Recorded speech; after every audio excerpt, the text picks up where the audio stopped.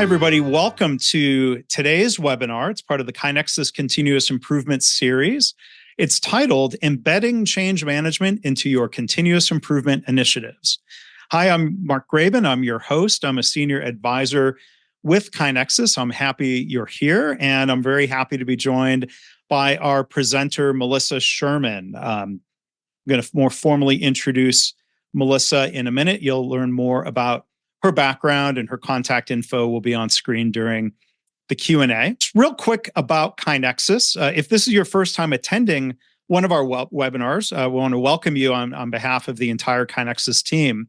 KaiNexus is an enterprise platform that's designed to drive continuous improvement and transformation across organizations. If you'd like to learn more about KaiNexus, please visit our website at www.kainexus.com, or you can scan the QR code that's there on screen. Next, please.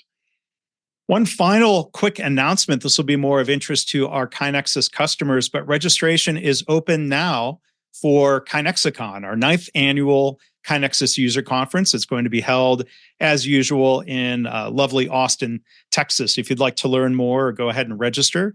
Go to kainexus.com/KaiNexicon.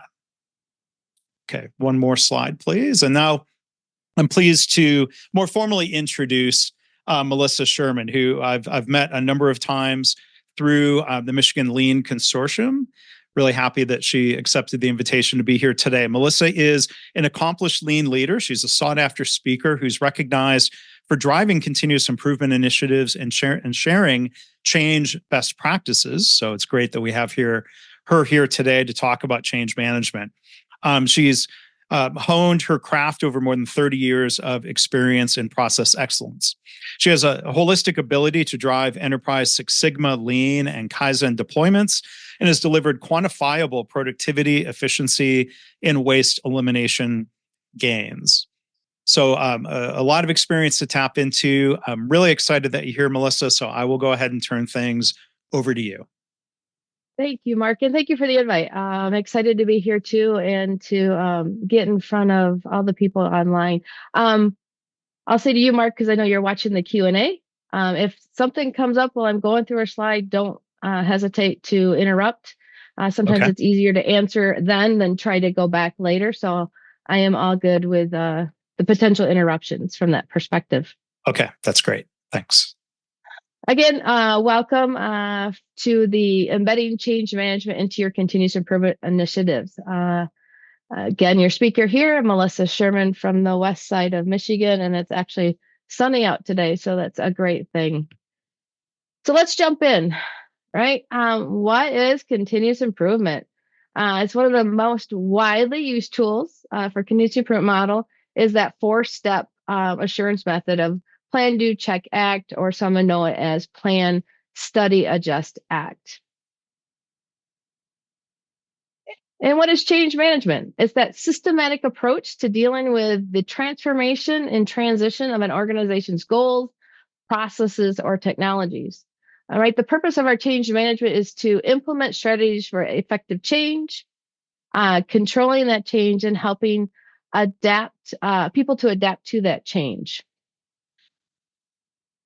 I always like to throw this in here before we get started. So what we'll really be doing over the next few slides is really comparing the phases of a PDCA with the phases that I'll just say I've coined for change management. Right, we have our systems that we look at. So if we think about the letters here or those elements, those are the different problem solvings or changes that we have going on, and then they're connected. So for example, here in this, you can see B and C are connected, but B is also affecting H. H is affecting G, right? And so as we think about this holistic problem solving, continuous improvement, and change management, we have to be cognizant of all the other changes that are happening within our business. So one, we can make sure it's sustainable and that people are understanding what change they're doing and how it's affecting their processes. So with that, we'll jump in. So phase one, I'm sure many of you are aware, or if not, right, it's that plan phase in our continuous improvement, where we are defining and breaking down that problem. We're grasping for that current condition and setting our target condition. While we're doing this, we should also be thinking on that change management side and defining what that change is, right? So I know we're in planning. We haven't gone through the whole 8 steps of problem solving. So we don't know what our implementation is going to be, but we can start to align and clarify on a clear definition of what the change is going to be and when, who's going to be most impacted, the criteria for success, and then review those changes over the flight to align with the right time for the change. So many times, as I mentioned right in that previous slide, we've got a lot of things going on. And is the time that we're doing this large, maybe a large implementation, the right time if there's other things affecting the employees? The other great part in this phase, specifically defined on that change management side, is you get a little bit more in depth of who your stakeholders are, right? So it's not just that silo, I'm fixing a problem, let's say in accounts payable, where we fix it and then we don't realize how it affected accounts receivable or how it affected an engineering group or supply chain. So it's really allowing you to dig in and get those stakeholders so that as you're going through your problem solving, you've got them aligned to be your champions and you've got the right stakeholders to solve the problem. I've always loved this quote by Albert Einstein, right? If I had an hour to solve a problem, I'd spend that first 55 minutes thinking about it and about 5 minutes thinking about the solution. And that's true, right? The hardest part in our problem solving is typically defining what we want to solve. So phase 2, still in that plan area, right? So we're still looking at that step 4, step 5, conducting your root causes and getting your gap analysis, identifying those potential countermeasures. Now, as you flip and start really thinking about how change is implemented and affecting this, we're looking at that. Well, I've coined as a design phase in change management. So again, utilizing those closest to the work to identify and document those key activities and timing that's needed to achieve and sustain measurable results, right?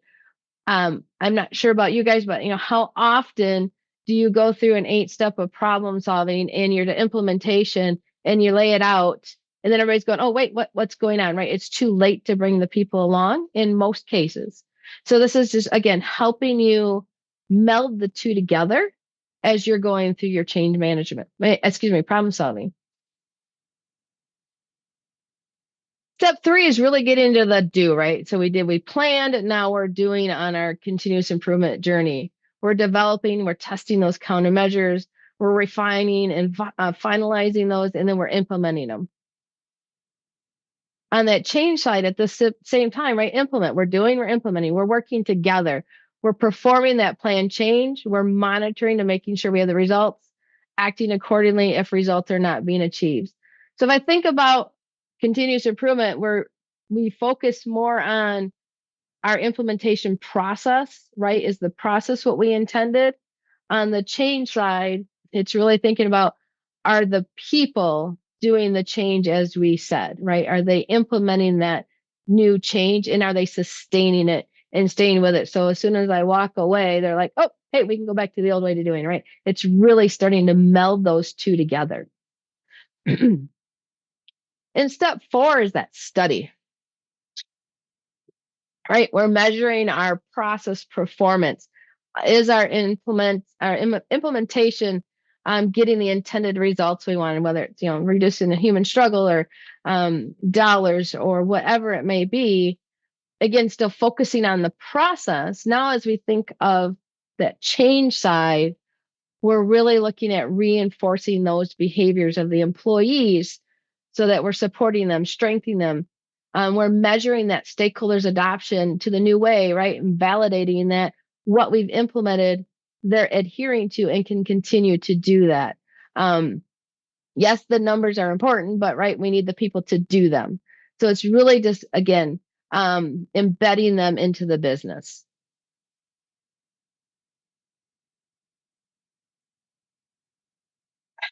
As we get into phase 5 or that adjust phase, right? We're refining, we're standardizing, and we're stabilizing our process on that continuous improvement side.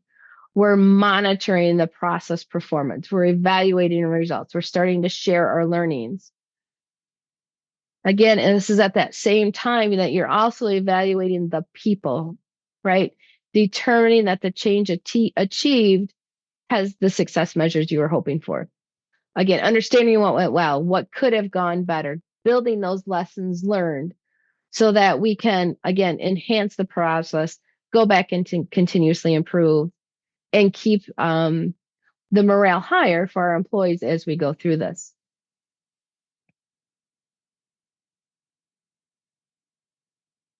So liking to start bringing it all together, right?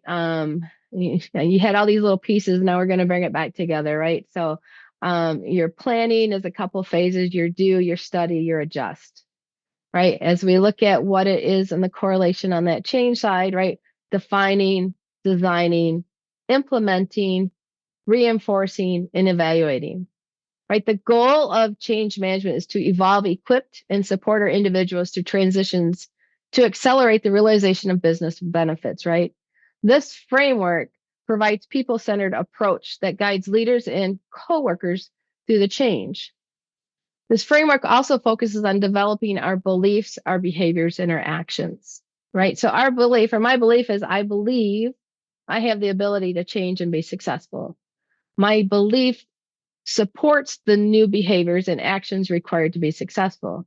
Now, on my behaviors, I know and I can change to evolve my behaviors to be successful, right? And then actions, I understand and can take the action required to be successful. So it's really around those three little pillars of beliefs, behaviors, and actions that allow us to be sustainable through our continuous improvement and our change initiatives.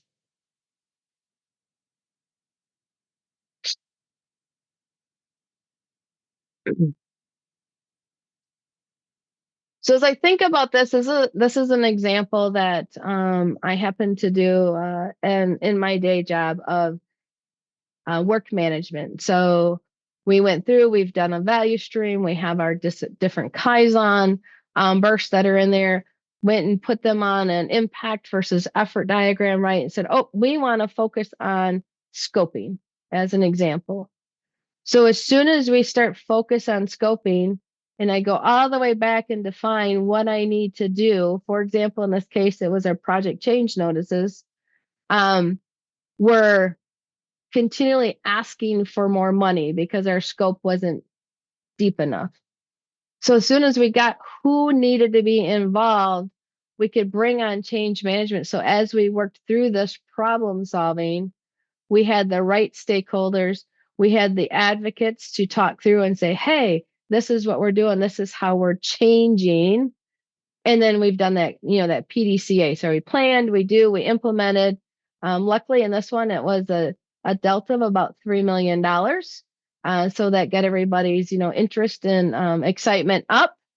And then we could continue to roll through and make the next change. So again, if I go all the way back right to the first one where we have the elements and the connections, my scoping is going to connect us to designing, right? And working us all the way through on this. I'll pause quick if there was any questions that came up yet. Mark. No, Melissa, no questions coming in so far, but again, I'll encourage people, feel free to submit questions anytime. Thanks. Yeah, thanks. So another example that I like to try to get to. This is interesting. Sorry, there we go. There's a couple hidden slides in there. Many are familiar with DMAIC for their continuous improvement, or ADKAR as their change management. And so this is another example of how the two work together, right? As we define in our DMAIC and its awareness in ADKAR, we're making relevant stakeholders aware that a change is being considered or planned. As we're in that measuring phase, we're developing that compelling business case to make the desire for change, right? How do we move people forward? We give them a desire. And then we identify that knowledge gap for the potential changes we are analyzing in DMAIC. And then we have that plan on how to train the new ability, right? So as we're improving, we're looking at that ability side of DMAIC. And then there's that control and reinforcement at the end in our PDCA, or in this case, DMAIC.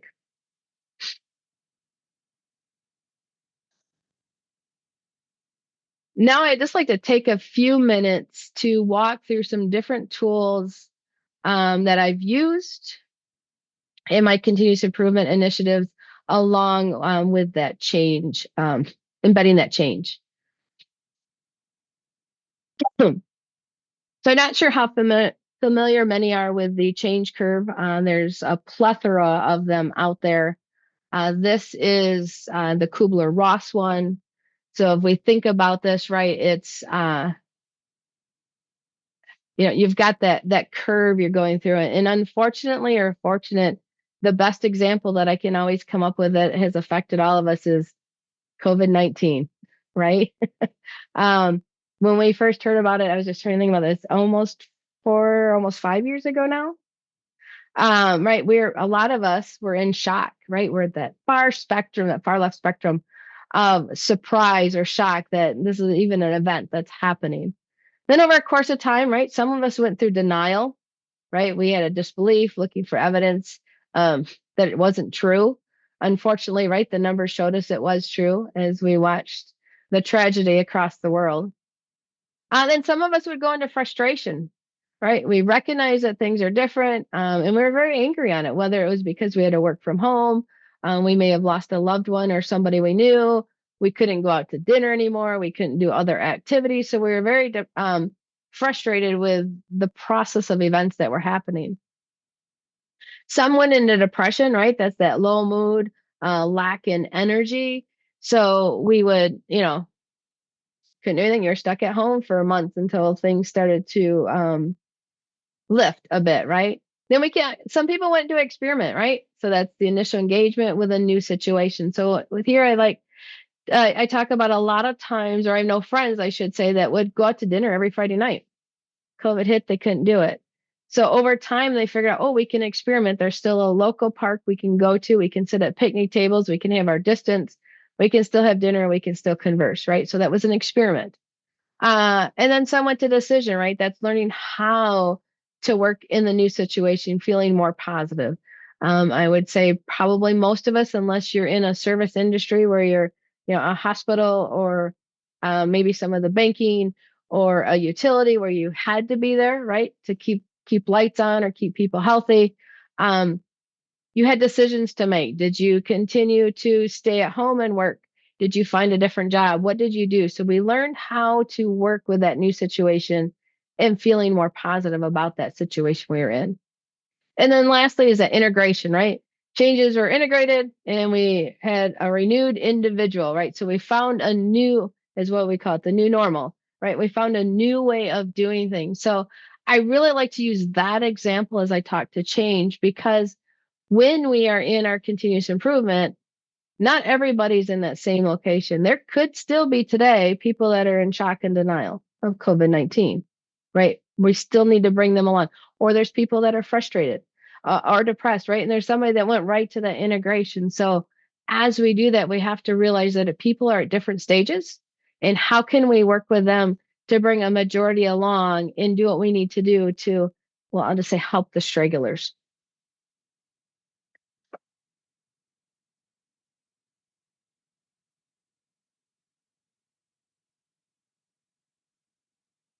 So I'd like to share this one because it's just, and I know Mark, you said you're going to share the deck, but if somebody takes a screenshot, that's fine. Also,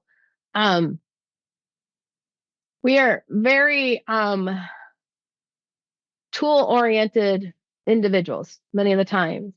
In either instance here, right? Tools are there to guide us, but not be the defining factor. But I'd like to relate the similarities between change management, and in this case, DMAIC, and what tools are very similar, right? So again, that green, that first phase there, both change and DMAIC are defined, right? We have a change summary, which is very similar to a project charter. We look at change resources or people, RACI, and we have success checklist. On that DMAIC side, right, you're getting the voice of the customer. You're doing value stream mapping.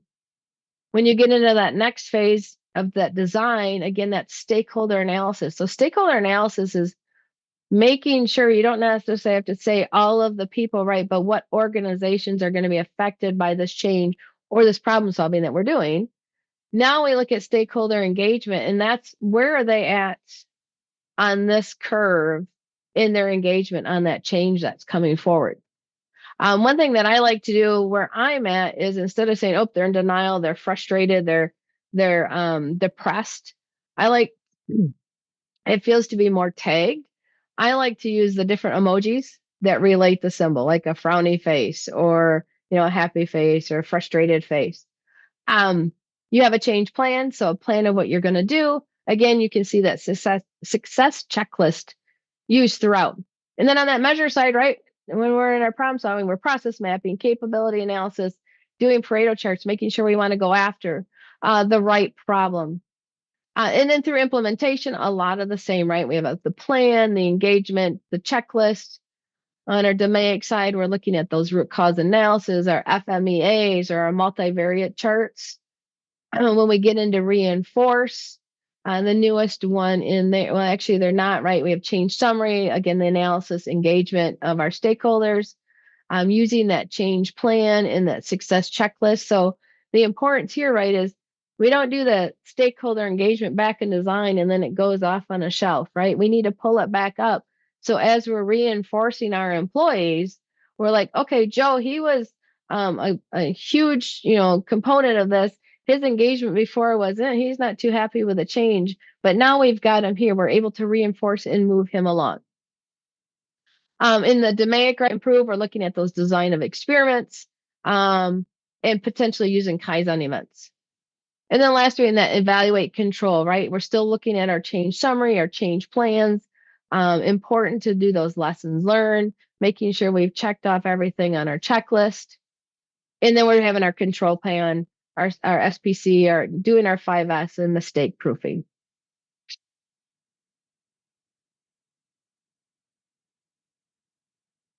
So here's an example of what I've used for a change summary. I like to just share it out there for the folks to see. So obviously, right, we have our project name. But the big thing here is really describing that current state and the challenges that we're expecting, right? So a lot of times we'll put a project charter together or not, depending on the depth of problem solving. But we don't necessarily take the moment to go, how will this implementation and this improvement affect the end user, right? We put in here, what does that future state look like?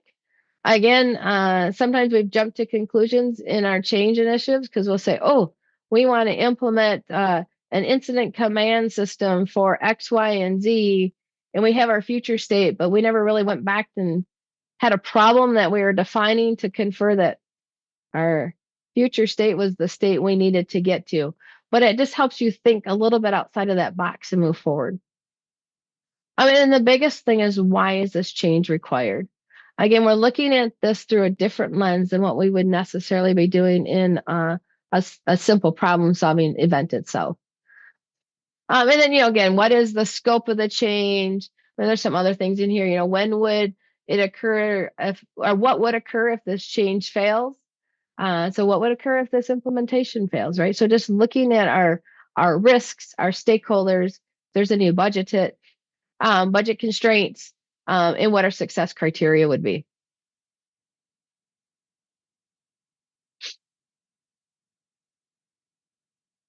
Next, I just like to walk through a little bit of Kotter's 8 steps. So again, there's a plethora of information and data and items out there. Kotter's not the only one for change management.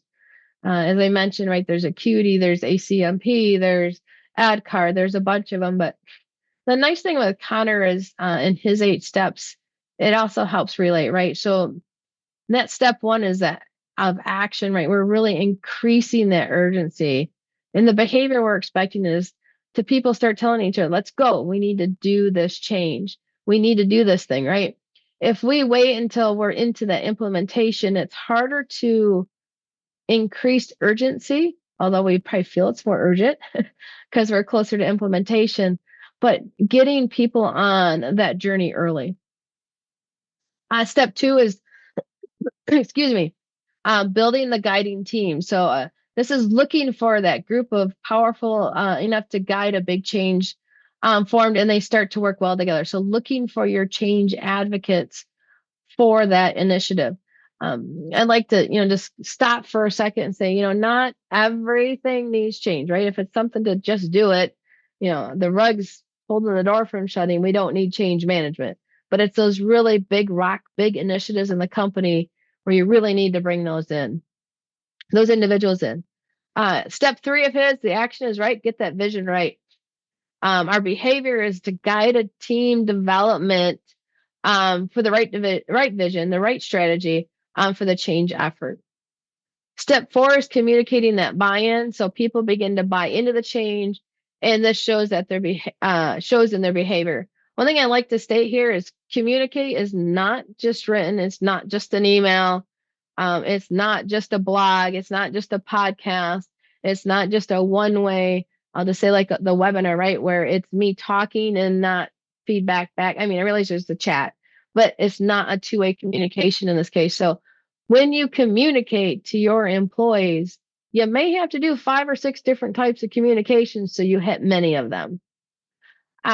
Step 5 then is that empower and action. So the more people feel able to act, and they do act, and then they're on the vision, right?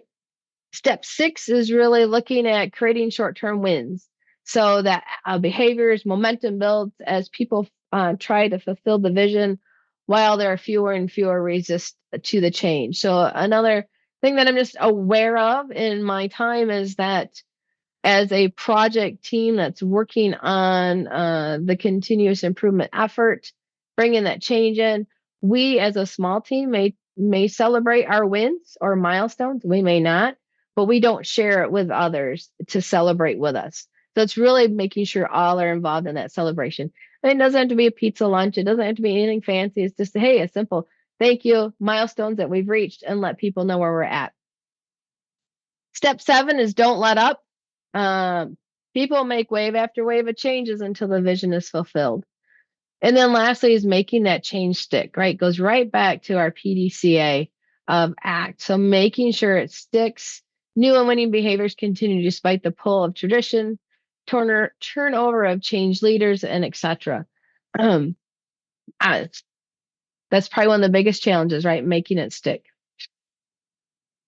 Next up, I have just a couple different books that I like to reference that have helped me greatly in my change initiatives working with employees. So if you haven't heard of it, there's a book called Switch by Dan Heath. Very good book. It talks to directing the rider, motivating the elephant, and shaping the path. And this 9-block is really great to help you think about different items, finding bright spots, scripting the critical moves, pointing to the destination, right? That rider wants to have a path. They want to know where they're going. Where the elephant, right, is looking at finding the feeling, shrinking the change, growing the people. I like to, probably not accurate, but I like to relate it to a rider is that engineer. They want a direct path where they want to go. And our people and culture, our HR group is probably more of that feeling, sensing type group. And they want to make sure that they've got the people side of it together. And then, right, the last side is shaping the path, right? So tweak the environment, build the habits, and rally the herd. It's really great to use this as you build your communication because you can hit both of those spectrums or all of those spectrums with that communication. Another book that's out there that I like to use also, and I will take little nuggets from all of them as I'm working on my change initiatives, but that's called The Influencer Model. I apologize, I'm drawing a blank on who the author is right offhand, but this is a 6-block, and it just shows you that iterative cycle of, right, you have the 6 sources of influence, which I have on the far right side, that find the vital behaviors, that clarify measurable results, and it's going around and around. So if we think of us on a personal level, what motivates us, right? Make the undesirable desirable. How do you motivate an individual on that personal level? And then what's their ability? How can they surpass their limits? And then if we think on that social level, right, we want to, although I remember telling my kids, don't let peer pressure get you. This is in a positive way, right? Harness that peer pressure so that people will come along. And then what's the ability? Find that strength in numbers, right? What's the old analogy, right? many hands make light work. So find those numbers to help bring it along. And then lastly is that structural. So under motivation, right? Design rewards and demand accountability. And then in that, the ability is changing the environment. It's to do it collectively. Not one person can change an environment. It's bringing many along in that journey. Melissa, I'm going to jump in real quick. I put a link to the book called Influencer in the chat for those who are looking at that. That book was written by a whole team of like 5 people, Melissa. So Thanks. I don't blame you for. It takes if it was one, I cannot remember all of them. Many book writing hands make light work. Yes. Thanks, Mark. Sure. And then the last book that I really like to relate to is Change Intelligence, right? We hear a lot about emotional intelligence, and there's plethora of them out there. And so this is really looking at you as an individual. So it's by Barbara Trey Lawton. I do know if you buy the book new, so not a used book, there was a link to do a free assessment on this. And it's really looking at, do you lead with your heart, your head, or your hands? And I find this ironic for myself after I took it. I don't know if we alluded to in the beginning or not, but right, I have an industrial engineer. I've also been told I'm not like a typical engineer, so I'm not sure what that means until I took this. So I really thought my highest score would be in my hands. I like to be a hands-on individual. And so can't find it offhand here, but Mark, you know me. What do you think my highest score would be? Heart, hands, or head? It's not hands right now because I just told you that one. Would it be in that facilitator middle ground? Actually, I am 100 heart or a coach. Uh-huh. Then I kind of lead with my head. So I have 70 at head, which is a visionary. Mm-hmm. And then I am 30% with hands or an executor. Not even close to what it makes sense because I love to do this and get in front of people. But I'm like, I would not have thought hands would have been the lowest. So again, this is just another great way for individuals to understand where they're at, like a DISC assessment or a strength finders. If you do it as a team, it's great to see where your team is because you can find where your pluses and deltas are and how you can work together and help influence that change, right? So if I'm working with somebody that I know is an executor in hands, I'm going to look a little bit differently in how I can speak to them and share with them so they have that hands-on. If I know somebody that's more in that visionary, I need to give them, okay, in the 3 to 5 year, this is what this change is going to do and what this is going to look like. So just another good book that I think is more of a self-awareness, but it's really great as we think about the changes we're going through and how we can bring people along on that. Excuse me. The pluses and minuses of social media. I did come across this one time on social media and it just really struck me. You hear a lot of times go slow to go fast. Take one step at a time.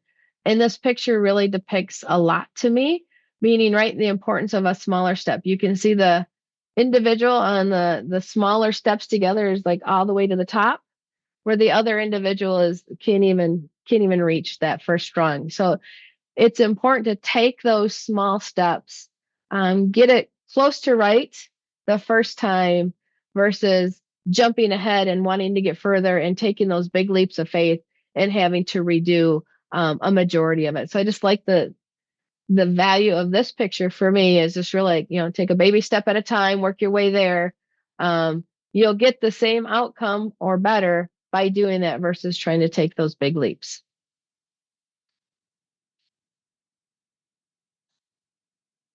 So again, I know you're sharing, but if somebody wanted to grab a screenshot, fine. These are just a lot, besides my own stuff, these are a lot of the books that are related to throughout the discussion, right? So the Barbara Trey Lawton Change Intelligence, obviously from ADKAR Switch. And then Chad Bareiler's Improve Less book is where I stole a couple of the pictures out of, and then just some of the other tools in there. I don't know if I'm ahead or on time, but that is it from a presentation perspective. So we can open it up for any questions that anyone might have. All right. Thank you, Melissa. A lot of great frameworks and tips that you shared. Thank you for fighting through sniffles and coughing. You're a trooper. So thank you for being there for us here today. We've got a bunch of questions. I encourage people to continue submitting those, and we'll do a few announcements, give Melissa a chance to sip some water and cough if she needs to, or can't hold that in forever. But next slide, please. Oh, that's just me. So quickly, I'll pause if anybody wants to scan the QR code. I love to connect with individuals on LinkedIn. And then I love it if we all find out we're at the same conference together and I get to meet you in person. One of the things I enjoy is building those personal relationships throughout my career and life. As we've done at the Michigan Lean Consortium annual conference, to give a plug again. I'll just say I attended the Lean Solutions Summit last week, and it was great to meet like Katie Anderson and Tilo and Nigel. And I mean, there was just so many, I couldn't even name them all. So yeah, well, Patrick Adams, I heard, did a great job. Yeah, it was another great conference. Michigan guy. So that QR code will be on the final Q&A slide as well. Oh, perfect. Yeah.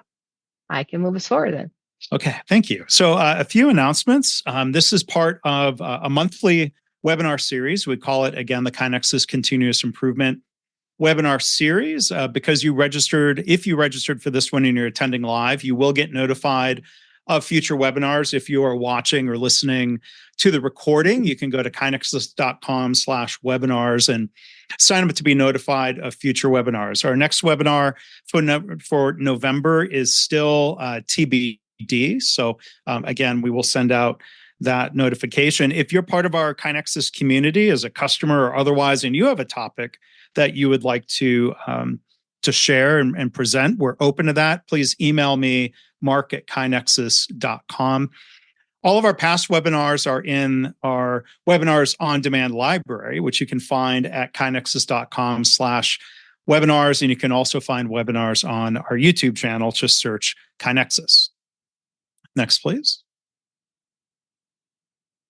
I invite you also, we're happy to offer a lot of free resources for our customers and our broader community. That includes our blog. You can go to blog.kainexus.com. A couple of times a week, there's a lot of great content written by members of the KaiNexus team, sharing their background, experiences, and perspectives. So again, please check that out.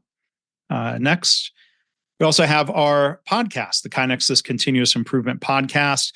All of our webinar recordings are put there in audio form. Hopefully you heard the preview discussion that Melissa and I did.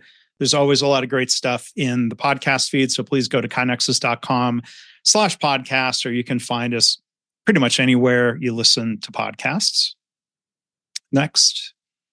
Your feedback matters. You should have a survey in your browser, or you may have a pop-up that appears when you leave the session. We found we get a better response rate on the survey when we make this appeal. We do read the feedback. We do share it with the presenters, and we take your ideas for future webinar topics. So please do, if you have a couple of minutes, fill that out when given the opportunity, and thanks for doing so. I appreciate it, positive and negative. Well, we always ask people what went well and what opportunities for improvement. Absolutely. One of those opportunities for improvement is me figuring out a better way of sharing the slides where it doesn't give a 404 error on the link for some people. I need to troubleshoot that. Continuous improvement. We try. So, all right. So there's Melissa's email address and her LinkedIn QR code. She says she loves to connect. There are hearts in the QR code. Isn't that right? There's little hearts in there. There are. Yeah. So please do. I was creative. So please do connect with Melissa. All right. So let's see. There's no one best order for these different questions. So I'm going to start here. Melissa, I think thinking of John Cotter's change model and that important first step, there's a question: how do you create urgency in a positive way, without fear or reprisal? Yeah. So it all comes back to the why, right? Why are we doing this? And if we don't start with the why, we'll just say rumors spread in a hurry, Mhm. and then you're going to have that negative effect more often than positive. So in order to start off with that positive and that urgency is explaining that why.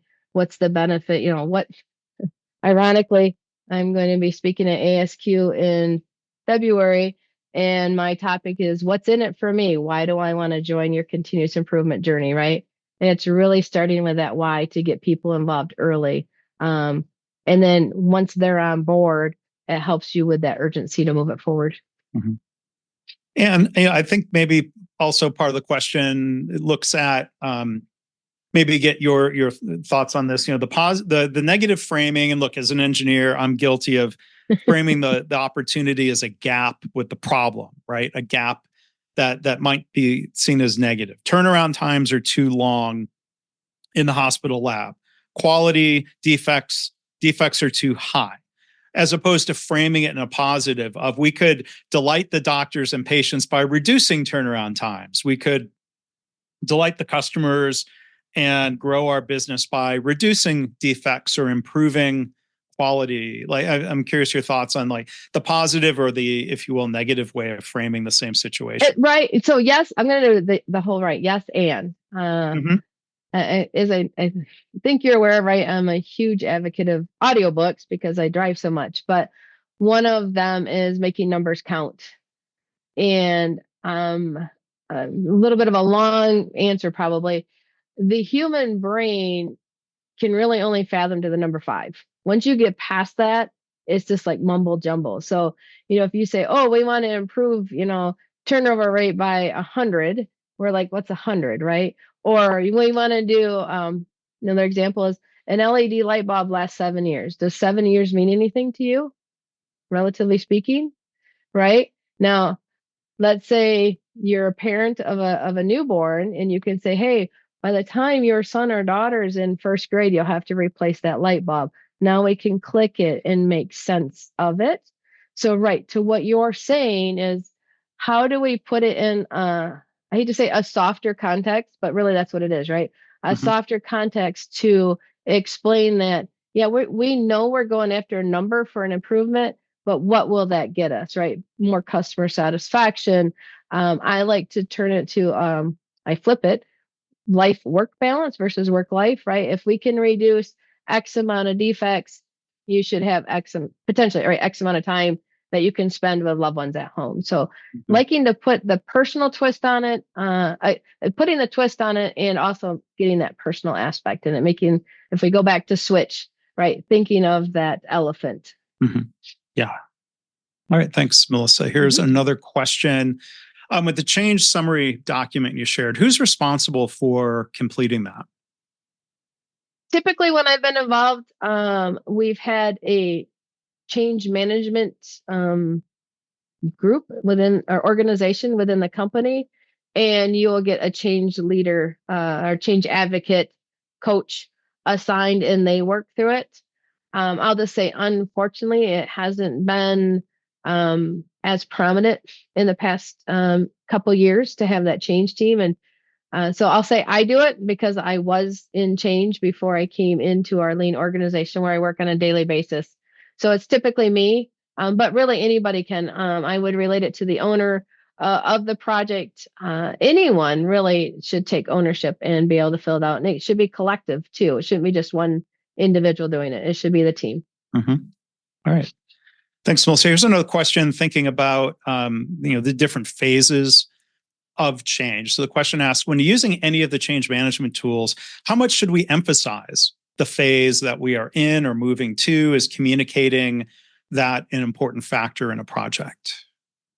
I don't want to say I don't think it's important. The average individual isn't going to know or really care what phase you're in. Mm-hmm. Right? Even if you think of problem solving, if you're working with somebody, do they really know or care that, step 5 is root cause? They just know you're working on root cause. Mm-hmm. Or you're working on implementation. So I wouldn't get hung up and saying, oh, we're in the define phase and this is what we need to do. It's getting that communication out and relaying it to the employees. Mm-hmm. Okay. There was a comment on the question. I'll just go ahead and read it and see if there's, the thoughts you have, Melissa. Brian says his answer to this question is he thinks it depends on the audience. If I'm talking to project teams or change management teams, they like to know. But if I'm people who are not aware of the steps of change management, that they might not necessarily find it helpful. That sounds pretty similar to what I think you were saying. Yeah. You get the project manager in there, and they're probably having those phases as milestones. So they're going to want to know where you're at. Mm-hmm. If you had to report out to a CEO, they might want to know what phase or what milestone you're at. Mm-hmm. But the average employee really, it doesn't affect them either way. They probably would be overwhelmed with laying a phase onto the information you're giving them. Yeah. And when you think about the Kubler-Ross model, right? Yeah. It's probably helpful to know the model as opposed to going out and throwing those different words directly at a person. You seem depressed about the change right now. This will pass, right? Yeah. So in the conversation I had last night when I was actually doing this presentation, I said, you just don't go up and say, hey, Mark, how do you feel about this, right? Mm-hmm. You kind of are that fly on the wall, if you can be, and you go into a room, and as the change is being shared, you capture the body language, the looks on the faces, and just make some notes, right? It's not, again, you don't want to label somebody. That's why I try to use the emojicons versus words. Yes, it's the same relationship, but it doesn't seem to be as targeted as a word.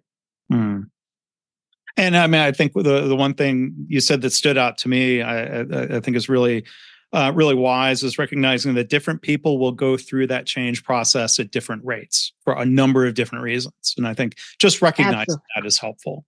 Absolutely. So I appreciate you bringing that up. Okay, here's a question. This is interesting. Maybe if change management hasn't been a focus from the beginning of an initiative. So the question says, our company has implemented a new structure and employees are still doing their old ways and roles. They, I assume this, the company or leaders, want to hold workshops to go through the change management process.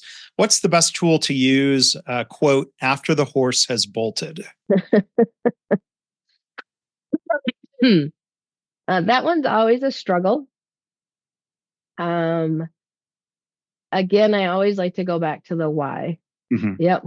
We might have missed that why the first time and just said, thou shalt do, and thou shalt are not doing. So now we're trying to retread and get back there. So I'm not saying workshops are not the right way. Depends on how the workshop is set up, that you want to make sure it's a true workshop. So for example, when we rolled out continuous improvement at an organization I was at, it was, yep, here's the 8 steps of problem solving, go do. And then it became a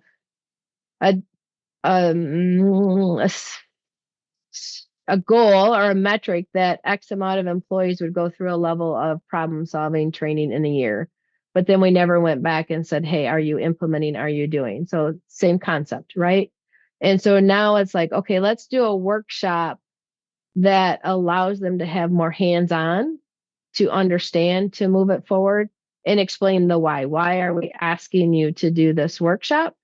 And what is the benefit when you, I don't like to use the word that comply, but when you embed this change into your daily basis. Yeah. And I think whether my one thought that comes to mind is whether it's happening later or even in the beginning. I think if somehow the tone or implication of a change management workshop is sort of blaming people for not going along with the change, like, I don't think that's helpful. You might get compliance more than commitment. And I think, recognizing these stages of change helps us, like you said, not label people, but instead like lean into the conversation about understanding what are your concerns, what are your ideas. I think help that be a conversation, and instead of, let's say, a change management lecture, which I know is not what you're suggesting, but I think that happens, right? Oh, absolutely. I'll just say one thing that's been a benefit for me. If I have individuals wherever they're at in the spectrum, right? For example, right, you've got the survey you're sending out. Some people might be not have confidence in filling it out how they really feel, which we find a lot of times with engagement surveys or other change initiatives going on. I take the time and set up one-on-ones, 30 minutes, saying, hey, I understand. I got this feeling that you weren't buying into this, or that you're, again, finding the right words. Can we just talk? I want to understand where you're at. How can I help you? And then on the flip side, if you find the enthusiastic person going, hey, I can see you're enthused about this. Why are you? Right. And get some of those, he'd say it right, get that data and understand how you can work with the rest, and then bring them along. I'll just say, unfortunately, in the age we're in a lot of technology that we forget human interaction is our best friend. Mm-hmm. Yeah. Okay, let's see. Just another question. What's a successful way to identify advocates for improvement or change, sort of through what kind of skills or temperament people have? Anything in particular? Is this left to management to decide? I would say not left to management, because they make the assumption of who would be the best person, right? And it's going to depend on the change, what organization or organizations it might affect. I'll say a benefit of working in a place for a long time, you get to know a lot of people and you understand their backgrounds and their enthusiasm or lack thereof. And it might just come down to that, you know what? I think Joe might be a good person. Let's see. And he might say, yeah, I'd love to, but I don't have the bandwidth, right? And so he's not going to be as engaged. You could have somebody that has the bandwidth, but they're just not I hate to say, a people person, where they might just be disgruntled. So you won't get it right the first time, the fourth time, the 100th time. You just kind of have to go with your gut within reason and know who it is. And it helps by building those relationships up front to know the best individuals to bring along on that journey. Yeah. I mean, what are the bad assumptions leaders might make? Like giving up on someone, like, oh, they've got a bad attitude, they don't like change, maybe that's unfair. I have just seen more times, and I'd like to admit, that they think, oh, Susie, she would be really great. She's not doing much for me right now. She's got time. She can come help. But Susie may be way in that denial phase and not even be interested in change. She likes status quo. Right. Or they pick it on maybe not all the right reasons to be the true advocate. The leader might be against the change. So he's going to make sure he or she's going to pick somebody that they know won't be a proponent for the change. So it makes it difficult. A lot of times you can turn them, but it is challenging. Yeah. And assumptions often lead to mistakes one way or another. So maybe might be our last two questions. And I think these questions, Melissa, speak to some of the challenges that people face out there. Whether it's leader, even looking sometimes at leadership and their embrace of change. But there's a question here: how to motivate site leaders or senior managers for change when they prioritize short-term output and profits or figures. For example, the daily operations meet their targets while they might be sacrificing sometimes the quality of the process. So it's kind of like the analogy of, I have my day job and you want me to do this continuous improvement. Yeah. Right. I hate to say it, I sound like a broken record, but it's still going back to that why, right? If we can explain the why and how we can meet those daily objectives, we can spend time on value added work versus non-value added work, right? And if you can, I should say when you can buy in and see that, or have that aha moment, now that team is more apt to come with suggestions to make it even easier, more efficient and better so that you can meet that that quota even better. I'll go back to the example that I mentioned earlier, right, where we wanted to get X amount of people through a training. That now, as an instructor, I'm teaching for 3 hours, and half of the people are just there because they have to check a box that they went, not because they're going to apply. So now there's waste in my time and their time. So if we explain up front why we want you to take this training so you can do X, your outcome should be a little bit more promising than not having that information or sharing that vision. Yeah. Yeah. And I think a couple of the models you shared could apply here. We might need to appeal to the head and the heart and the hands, right? So, I mean, what's logically true that improving quality can help you boost your production targets might feel uncomfortable or scary, or like, well, how about we try something with our hands and see how it works? Try.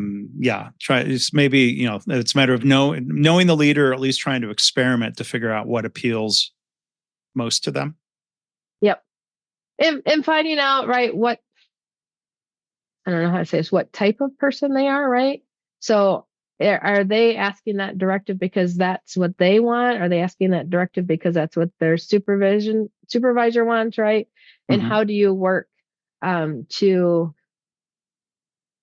I don't want to say alleviate, but how do you work to build that relationship to, again, get it so we get more buy-in? All right, then last question says, as a very specific example, my organization is in the process of rolling out scorecards. What advice would you give middle management and senior leaders whose actions and behavior are not aligned with their words? Tough question. That's a hard one.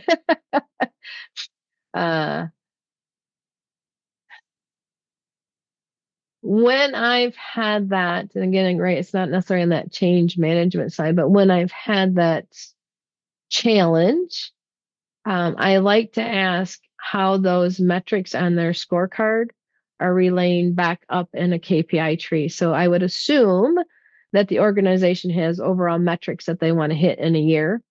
And then as you go down through the organization, you get more minute in those metrics, and then really understanding how they tie back. And then question, what is our gain by doing this? Now, not every metric is going to tie back to the top KPIs, right? But it's, what are we doing to help those metrics or help the company move forward? Not what am I doing to make potentially my boss's bonus better, right? Or make him look better or she look better. It's really being able to ask those Socratic questions on how it ties back to the overall corporate goals. All right. Well, tough questions, but thank you. You're off the hot seat, Melissa. But thank you to everybody for your questions. Best wishes to everybody who is working through change management challenges, and encourage everyone to dig into the different books and frameworks and resources that Melissa shared today. So you're getting a lot of thank yous in the chat. Excellent. Thank you. Great presentation.